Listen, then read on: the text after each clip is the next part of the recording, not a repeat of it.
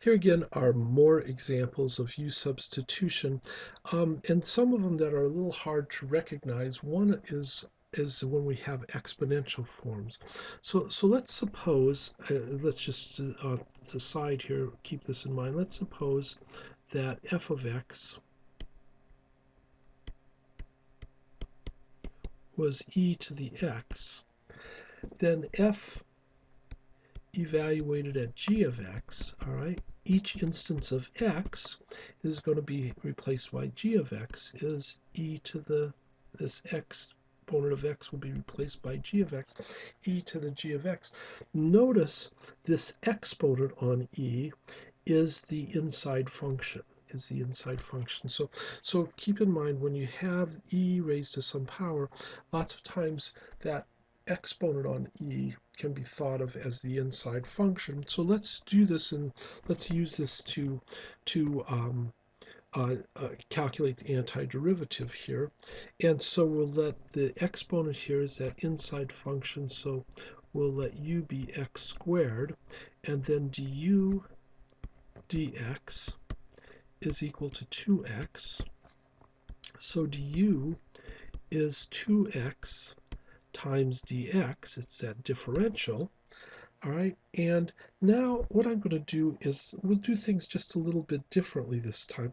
Because you can do this lots and lots of ways. And so instead of, remember before we'd solve for dx, but let's just solve for x dx. I see in here an x and a dx. So let's just solve for x dx. And I could do that by dividing both sides by 2, and I'd have du over 2 is equal to x dx. And so then in this integral, all right, I have, all right, e to the x squared is u, so replace the x squared with u, e to the u, and then this x dx, all right, these together make du over 2. So this is e to the u du over 2. All right, now I have this constant factor of x of 2 in the denominator that I can take out, so I'll have 1/2 antiderivative of e to the u du. So we have to ask ourselves, who has e to the u as its derivative? Well, of course, that's e to the u itself. So this would be e to the u, 1/2 e to the u plus c. What if I take the derivative of that, I get e to the u, so it's the antiderivative. And now the only thing left is to replace the u with x squared, so this would be 1/2 e to the x squared plus a constant of integration. So there we have that as its first function. So remember, if you have an exponential function, look at the exponent as a possibility for the inside function. Let's go down to another example. Okay, let's take a look at this. The antiderivative of sine of x squared. And so if it appears that x squared is the inside function, all right, and so if we allow that, if that's the case, then u is x squared, then du dx is equal to 2x. All right, and then du, remember du dx is du, so du dx is 2x, so 2x dx is du. And now I could solve for dx again. Dx would be du over 2x. Dx would be du over 2x. So this would become then the integral of sine of x squared, but x squared is u, sine of u, and dx is du dx over 2x. Now I have a factor of 2 in the denominator that I could take out, so I'd have 1/2 integral of sine of u times du dx, or du, excuse me, over x. But I can't do anything with that x squared. I can't take it out because it's not a constant. It's a variable. It's a variable. So it depends on u, because u is equal to x squared, or x. And so basically in this situation, we're stuck. all right, we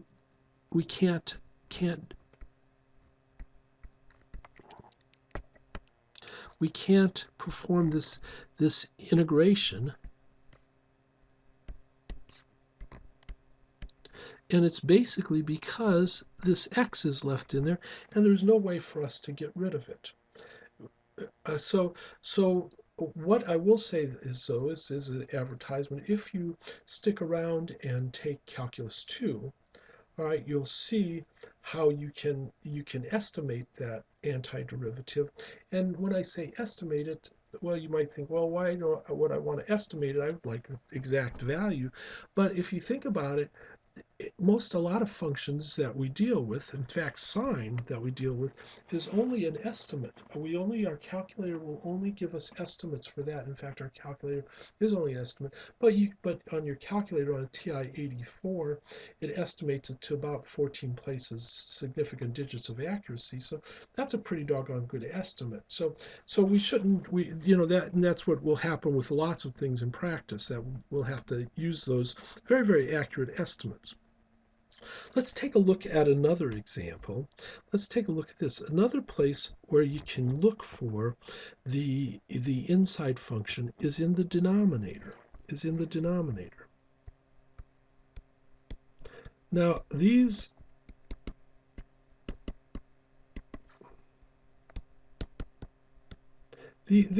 won't always work, of course.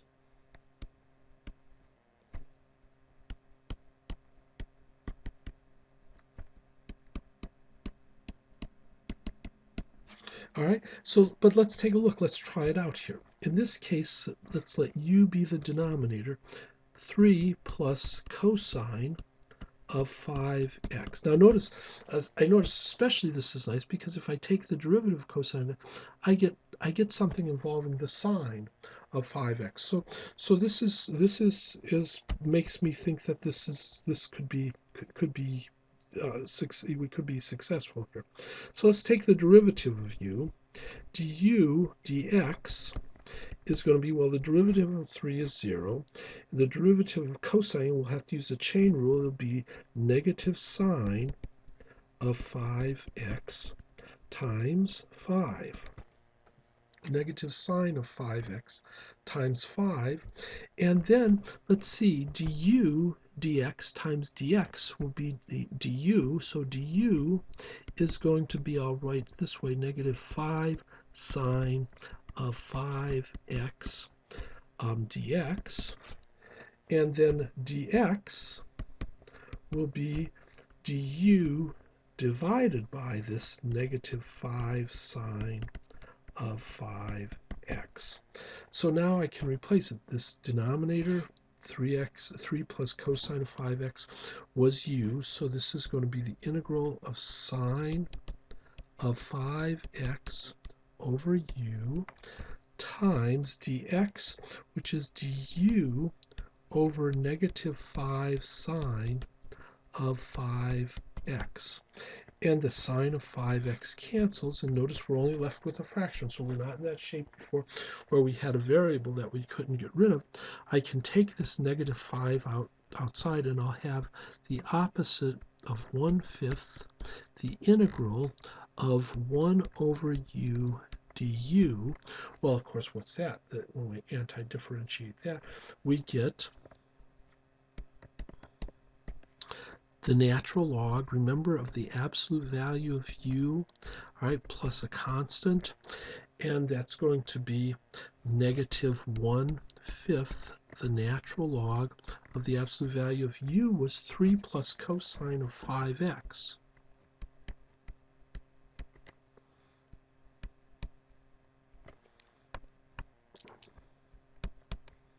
So we get negative 1/5, the natural log of the absolute value of cosine of 3 plus cosine of 5x plus a constant of integration. Now there's one more thing. Absolute values are kind of a pain in the rear end to deal with, and so if you don't have to, we should try to not. And remember that cosine is as big as it gets is positive 1, as small as cosine gets is negative 1. This just means it's higher frequency. It goes through its periods faster. All right. So the thing is, the smallest, if cosine were -1, that would be the smallest. That'd be 3 minus 1 is 2.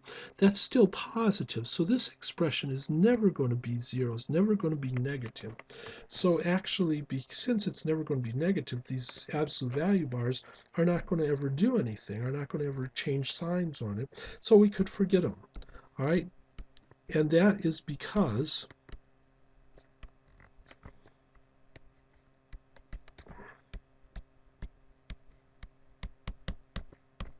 this expression is always greater than 0. So let me say that we've gone from here to here because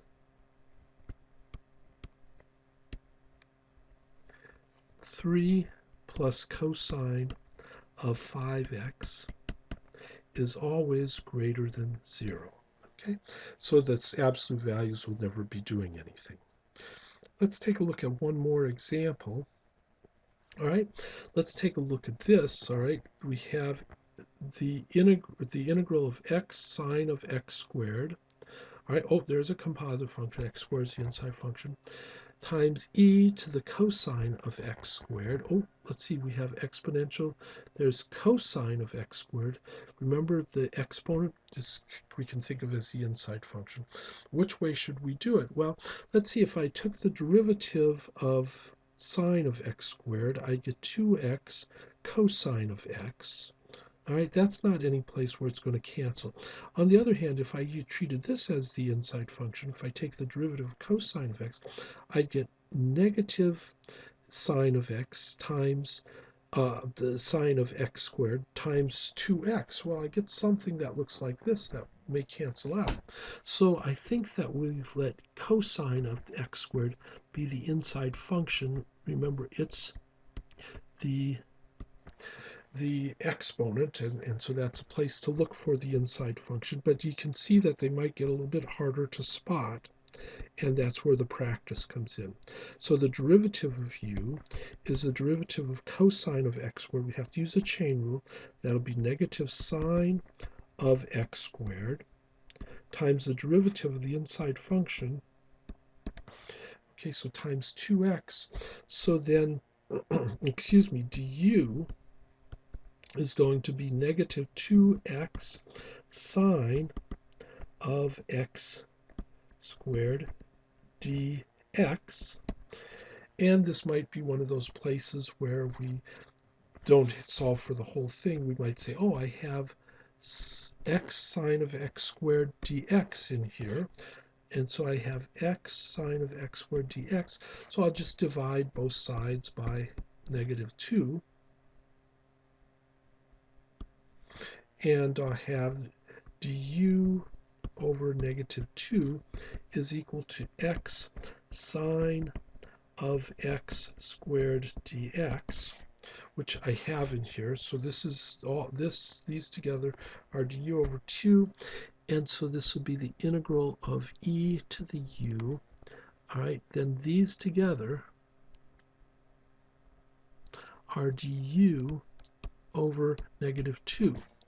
And the negative 2 is a constant, so we can take it out. And we'll have negative 1/2 times the integral of e to the u du. Well, who has e to the u as its derivative? It's e to the u. So negative 1/2 e to the u plus constant. And now we just have to remember what was this x, but what was this u? It was cosine of x squared, so this would be negative 1/2 e to the cosine of x squared plus constant. Okay, so there are a few more examples of u-substitution.